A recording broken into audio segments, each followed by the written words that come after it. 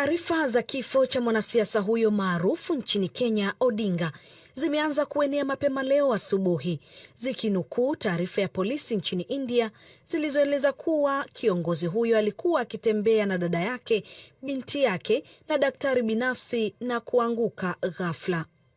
Magazeti ya India ya Mathrubuni na The Hindu yaliripoti habari hiyo kwa mara ya kwanza leo asubuhi, yakieleza kuwa Odinga alipatwa na mshtuko wa moyo wakati wa matembezi ya asubuhi katika hospitali ya macho ya Sridhariam Ayurvedic na kituo cha utafiti ambako amekuwa akitibiwa kwa siku 5 zilizopita.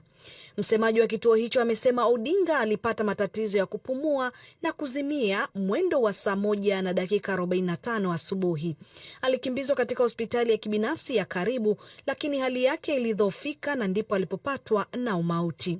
Odinga alizaliwa Januari 7, 1945 na miaka yake mingi aliijenga kuwa mwanademokrasia, akishiriki katika majukwaa ya kisiasa ndani na nje ya Kenya, hususan katika utawala wa kiimla wa Rais Daniel Arap Moi.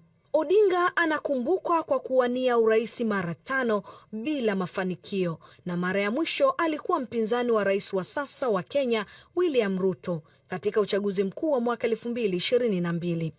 Alikuwa mtoto wa mpiganiaji uhuru Jaramogi Odinga. Makamu wa kwanza wa rais wa Kenya Raila Odinga alisomea Ujerumani Mashariki kabla ya kurejea Kenya miaka 1970.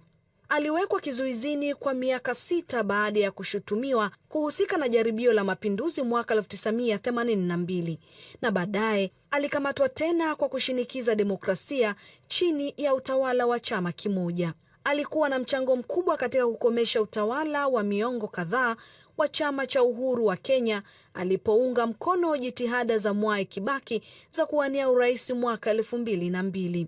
Mwaka 2007 alirejea kwa nguvu katika siasa, ambapo matokeo ya uchaguzi yaliyogombaniwa kuzua ghasia nchi nzima zilizosababisha mauaji, hatua iliyosababisha makubaliano ya kugawana madaraka yaliyosimamiwa na katibu mkuu wa zamani wa Umoja wa Mataifa Kofi Annan.